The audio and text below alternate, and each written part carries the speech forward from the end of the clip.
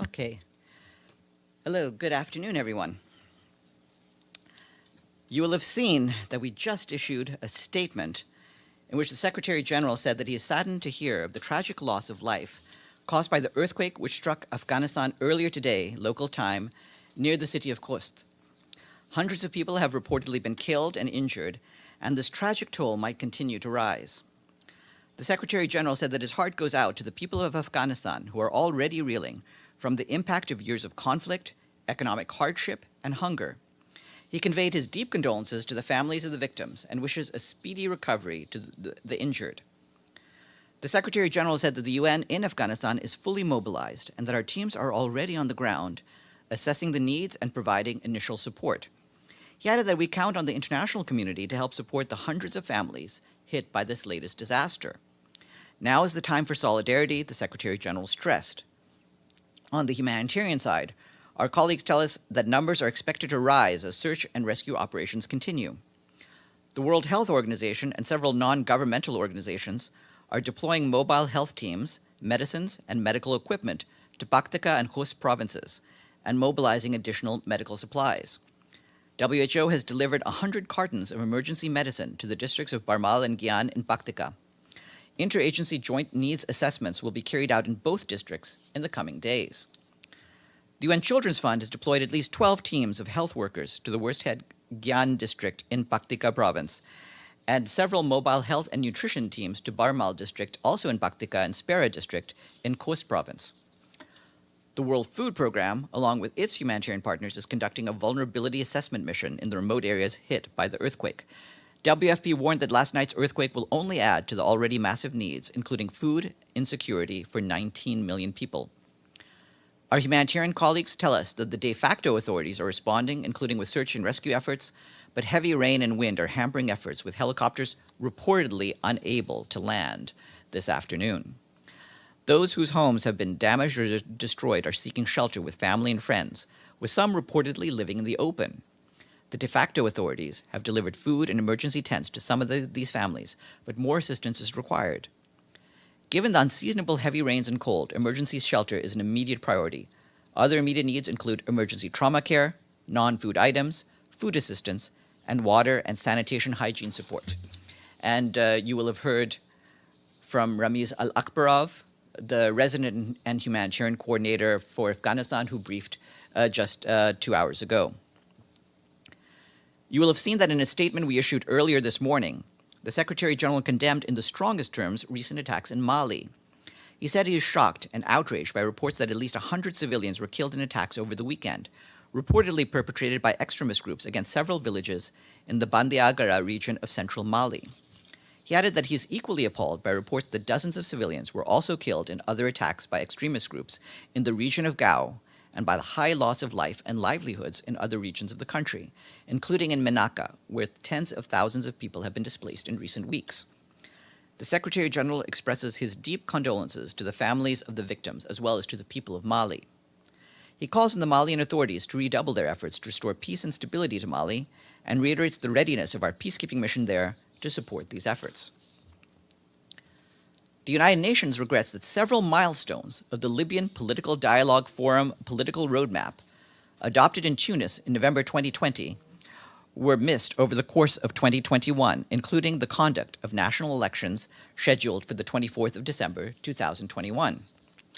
The LPDF roadmap set the expiration of the transitional phase on the 22nd of June, which is today, provided that presidential and parliamentary elections are held by then, which has not been the case.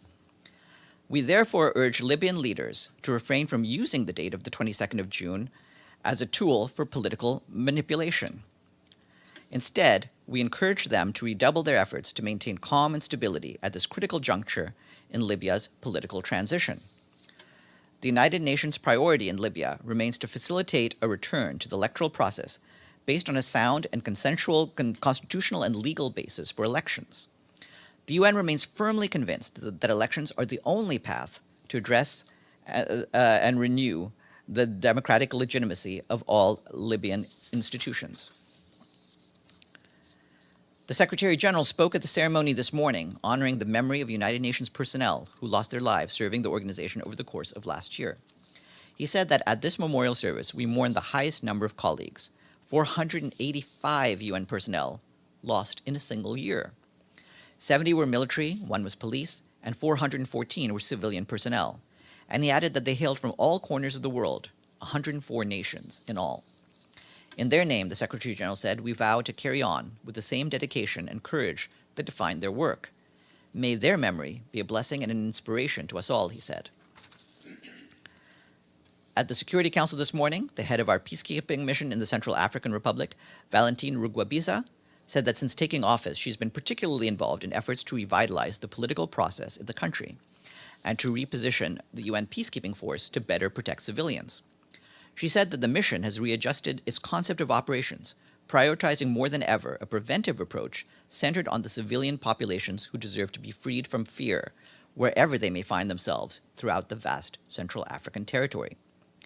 Ms. Rugwabiza will join us here as soon as council consultations are over to brief you on the work of the mission and to answer your questions.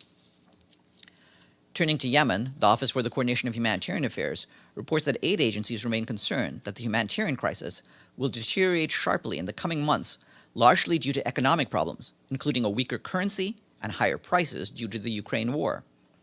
Yemen's 2022 humanitarian response plan is only 26% funded, forcing essential programs to reduce or close down altogether.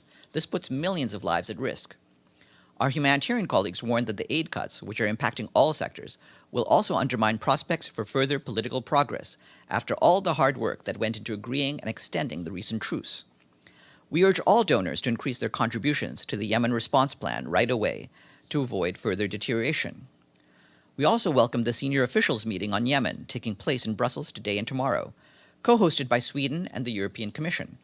This meeting is an important opportunity for donors and agencies to strategize on the major challenges facing the Yemen response, including underfunding, access problems, and insecurity. Tor Venesland, the UN Special Coordinator for the Middle East peace process, condemned the fatal stabbing yesterday of a Palestinian man, Ali Harb, reportedly by an Israeli settler near Salfit in the occupied West Bank. He sent his deepest condolences to his family. Mr. Venesland added that perpetrators of violence must be held accountable and swiftly brought to justice. The Food and Agriculture Organization today warned of rising food insecurity levels in Sudan and said it would scale up its assistance to farmers and herders in the country through the end of the year. FAO will assist more than 2 million people with a range of interventions supporting crop, livestock, and vegetable production, cash transfers, and the rehabilitation of vital irrigation infrastructure and systems. The agency said that food insecurity is the result of the combination of armed conflict, economic turmoil, and low production of key crops. In addition, the harvest for the 2021-22 season is expected to drop by over a third compared to previous seasons. FAO requires $51.3 million to provide assistance through the end of the year. Today, the Food and Agriculture Organization also warned that farmers in parts of northern Ethiopia are in serious danger of losing the main planting season from June to August if they do not receive urgent support from the international community to sow their fields. FAO noted that this would further deteriorate the already serious food security situation in the region. FAO said that with the rainfall outlook foreseen to be favorable, the season offers a crucial and cost-effective opportunity to improve food availability across the region. And most farmers in Tigray have completed land preparation and are waiting for the onset of the rains. However, FAO warns that limited access to agricultural inputs, particularly fertilizers and seeds, is a major threat to the season. The Food and Agriculture Organization and its partners are seeking to mobilize $96 million immediately, focusing specifically on the time-sensitive opportunity offered by the government of Ethiopia to purchase fertilizers at cost price. In Costa Rica, our team, led by resident coordinator Allegra Bayochi, is supporting authorities in implementing actions to tackle hate speech and discrimination. Overall, hate speech and discrimination increased by more than 70% in Costa Rica over the past year. These findings come from a study our team just completed, which also found that men issue more than 60% of negative messages. The study leveraged artificial intelligence to analyze social media content, finding that people involved in politics, members of the LGBTQI community, and women are the most targeted. Our team is reiterating our call for constructive dialogue to tackle discrimination and is reaffirming that politics and electoral processes should be spaces for solution, not hate. And last, moving to Samoa, the country recorded its first community transmission case of COVID-19 on the 17th of March. Our team, under the leadership of resident coordinator Simona Marinescu, is supporting the government's transmission control and recovery initiatives. Since March, the resident coordinator's office worked with Mercy Ships Australia to facilitate the shipment of 9,600 rapid antigen test kits to the country. UNICEF also continues to support Samoa's national vaccination rollout, partnering with the Australian government to deliver 70,200 COVID-19 vaccine doses, while providing training for vaccinators and supporting risk communications campaigns. And later we'll hear from Paulina Kubiak and, like I said, our guest, the special representative for the Central African Republic. Before that, do you have any questions? Yes, James. So I have a couple of follow-ups, but first, if I can ask you if there's any update on the negotiations, which we understand are at quite an advanced stage, on trying to get the grain from Ukraine out through the Black Sea and get the Russian grain and fertilizer to market. There's nothing, as we've made very clear, because of the sensitivity of these discussions, there's nothing we can really share about these discussions. They are continuing, and we're very glad that they're continuing. We believe a number of governments are trying to be helpful, and we encourage that. And once we have something specific to announce, we shall, but we're not at that stage just yet. Okay, a couple of follow-ups to things that you said. On Libya, the LPDF, you said that the date, today's date, was being used as a tool for political manipulation. Can you expand on that? I would rather leave it just at that. The entire point is this. When this agreement was made, and remember, it was made in November 2020, a year and a half ago, it was made on the premise that there would be elections. Those elections have not happened. We are continuing to work with the parties to make them happen. Stephanie Williams, as you know, tried to get the parties to agree on a constitutional framework for the elections to be held. There's some issues to be resolved, but she has spoken with the two different sides, and they've both indicated their agreement to come to further consultations. So we're looking forward to setting up those consultations as soon as we can. Okay, and on Mali, Yeah. you talked about the violence that's happened, and particularly the violence this weekend, and the Secretary-General's condemnation of that. Does the Secretary-General believe that some of this is a result of the gap that's left by the withdrawal of the French forces and the French air cover? Is that a factor in this? And what efforts are underway in the peacekeeping department and in MINUSMA to try and come up with a solution to this? And is MINUSMA sustainable if you don't get a fresh member state support for some sort of air support? We've made clear that, and the numbers bear out, the fact that MINUSMA, our peacekeeping mission in Mali, is one of the most dangerous peacekeeping missions we've ever had. We've lost a number of peacekeepers essentially every month for some substantial period of time. So some of the risks are due to the conditions on the ground, but certainly we would appreciate more and more expanding support, not just for the mission, but for the Malian people. If you think we're under threat, imagine what the people of Mali must be going through, living under these sorts of conditions. So we're aware of the reasons why different operations have had to be adjusted or withdrawn. But at the same time, the people of Mali do need support, and we are continuing to encourage the governments in the region and outside governments to give more support to the people of Mali. And at the same time, of course, we're also calling on the Malian authorities to redouble their own efforts to restore peace and security to their country. Yes, Abdelhamid. Thank you. Follow up on Libya. Can you confirm there is a letter came from the President of the Parliament to the Secretary General asking him to relieve Stephanie Williams from her duties? Well, remember, Stephanie Williams reports directly to the Secretary General. She is his special advisor. While she is doing this work, the Secretary General is also trying to get a special representative for Libya, and those discussions are continuing. So that is what's happening. I can't confirm any communications with the parties on this. From your statement, the blame was placed squarely on the Libyan people. Don't you see that the Security Council also to blame, and the interference from different countries in the region also to be blamed for this division? I wouldn't say that we're placing the blame simply on the Libyan parties, but it is the Libyan parties who are responsible for their failure to come together. We, as you know, have been working for years trying to bring the country under a unified set of structures, a unified government.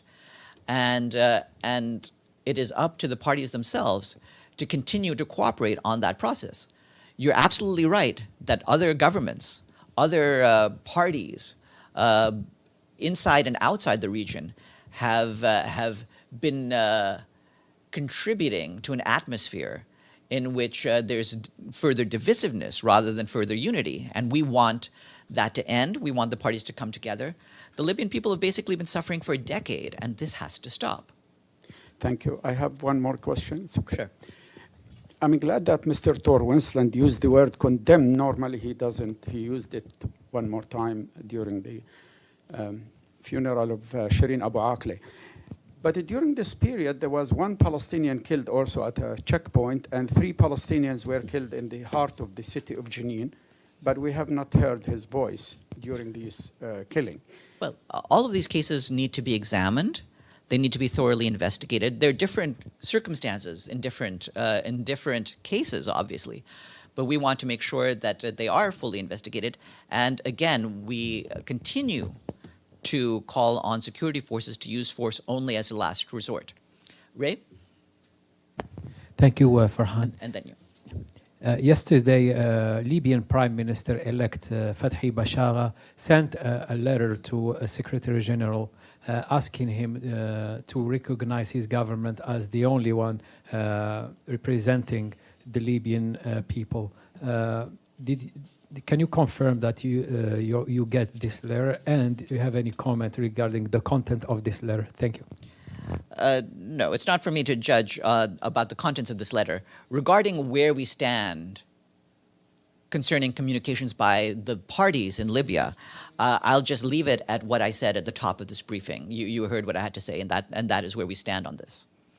Yes, you, and then Benno. Thank you. Toshi from Kyoto News. I'd like to follow up on BBC's report on sexual harassment allegations that in the UN that were not properly investigated. Is there a possibility that you launch investigation into those specific allegations? Well, on the cases that have happened, many of them we've talked to you about this over the years, and we've dealt with what those have happened. And regarding issues, including the things that were disclosed in this alarming documentary, what I want to make clear is that we're always trying to reach out and get further information about how to have our institution function better. And we're committed to constantly fighting for ways to improve the process and improve the climate in which people can come forward and talk about any mistreatment, any corruption, any harassment that happens in this organization. And as part of that, of course, we're open to any external evaluation of our processes. We'll examine what came out in terms of new information from this documentary and see what sort of follow-up is warranted. Yes, Benno. So no, sorry. Are you saying those allegations have been properly treated? That's what are you saying? The documentary is fairly wide-ranging, and it covers many different issues, including several that date back a decade or so, and things indeed that came up at this noon briefing towards the end of the 2000s, at the start of the 2010s, and so forth. And so we've commented on those, and a lot of those are things that we had dealt with at the time, and I could refer you over to all those past briefings. At the same time, it's what's disturbing and what's chastening about this documentary is how many people come forward who believe that the institutions of the UN are not responsive when they try to use them. A lot of people, including the Secretary General, Antonio Guterres, have tried to reform the institutions of the UN. He came in fact, trying to strengthen the whistleblower protections. And there have been some results about that. Since 2017, when Antonio Guterres took office, 68 people were given some type of protection for reporting misconduct. There has been follow-up for a lot of different allegations brought forward by different whistleblowers. But at root, if people feel that they're not being listened to, that the bureaucracy of the UN is insufficiently responsive, then that's something we need to take into consideration and see what we can do to improve this. Because what we want is a climate where everyone feels safe to come forward and can be listened to and can have their views respected and can have them followed up on. I mean, there's a number of statistics, and you can see it on our various public websites, about how we deal with questions of exploitation of sexual abuse. We've responded to your questions on different incidents of sexual harassment over the years, and you can see for yourselves and evaluate for yourselves how well we've handled those processes. But obviously we want to make the institution as a whole better. This is a problem not just at the UN. This is a problem with institutions in general. One of the things that Secretary General has pointed out, for example, is that a lot of the problems having to do with sexual harassment, different toxic workplace environments have to do with the domination by one gender over another in terms of positions of power. And since he's come into office, he's also tried to raise up the number of women in the top ranks of this organization. And so to get to the point, which is where we're at right now, where you have basically equal numbers of men and women at the Assistant Secretary General and Under Secretary General levels in this organization. Will that solve the problem? Not on its own, but it's an effort to try and improve things and make us more responsive. Yes, Benno. Thank you. Follow up on Libya again. Obviously, the situation is very problematic in the country. In the same moment, there wasn't an international conference or a summit in the frameworks of the Berlin process for a while. Would you support and would you call for such a new summit in the next time? Would that be helpful? At this stage, right now, what Stephanie Williams is focusing on, as she made clear over the weekend, is trying to conclude the sort of process that she had been holding in Cairo with the talks on the constitutional framework for elections. So, like I said, we've received some positive responses from each side regarding follow-up, and we're going to try to see what can be done with that. Beyond that, we'll see what further approaches can help with this issue. Yes, Gregory. Thank you very much, Farhan. On Monday, there were Ukrainian strikes on drilling platforms in the Black Sea. Do you have any comment on the strikes of this infrastructure? Thank you. No specific comment, but obviously, as a rule, we have spoken out against any attacks by any of the parties on civilians and civilian infrastructure. Iftikhar, and then Edward after. Iftikhar? Does the United Nations plan to make a special appeal for funds to deal with the devastation caused by the deadly earthquake in Afghanistan? And at this point, what is UN's message to countries that have conditioned their aid on certain steps, on the implementation of some steps by the Taliban? Well, regarding the second part of your question, I'm not really going to comment on the conditionalities that countries have put in, other than to point out that we ourselves have concerns about the various human rights policies, in particular the policies regarding women and girls that have been put in place by the de facto authorities. However, of course, yes, you're absolutely right. Afghanistan is in a period of need. I think you missed the briefing by Ramiz Al-Akbarov that happened 2 hours ago. But he made very clear that we are right now, just about 20 hours after the earthquake, trying to determine the scale of what the needs are. Once that's happened, we will, in all likelihood, put out a full appeal for this. But right now, we still need to gather information about how many people are affected and what their needs are. Edward. Hi, Farhan. I have two follow-ups on Ukraine. First, is there any travel plans for the Secretary General for the next week on the issue of Ukraine? If we ever get something specific to announce, we'll let you know from here. But I can't comment on that at this point. Okay, so the second question on the two captured U.S. citizens. The Russian side said they are foreign fighters. They are foreign fighters, so there's no protection from Geneva Convention. Yesterday, I did check the Geneva Convention. There's no mentioning of foreign fighters in this regard. I just want to know, from the UN perspective view, do these foreign fighters into the category of protected fighters? What I can say on this is that from our standpoint, the United Nations wants to make sure that all armed forces, regardless of where they are from, have their basic rights respected under the relevant international laws.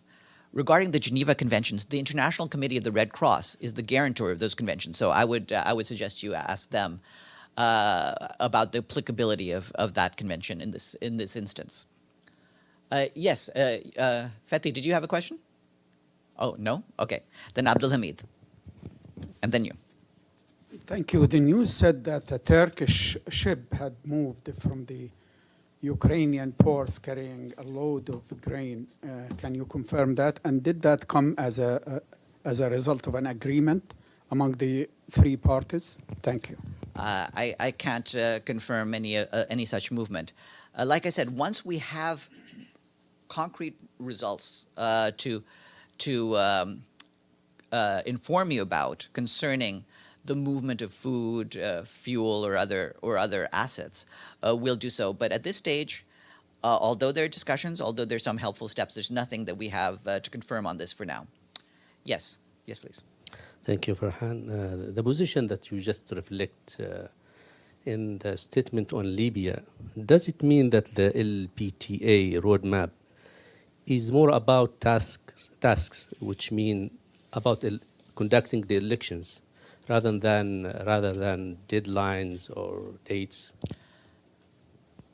I think the point that I was getting at was that the transitional phase was based on certain steps for progress. Those have not been met, and what we are encouraging is for efforts to be redoubled so that the sort of roadmap that was spelled out can be achieved. And in the meantime, what we want is for all sides to maintain calm and stability. Acting as if this particular date has any significance for one side or another is not helpful compared to actually working together and working with our special advisor to move forward for Libya. Okay, and with that, I'll turn over the floor to Paulina Kubiak. Once the spokesperson for the President of the General Assembly is finished, we will keep this room open, and the special representative for MINUSCA will come once she's done in the Security Council. So please either stick around or come back for that.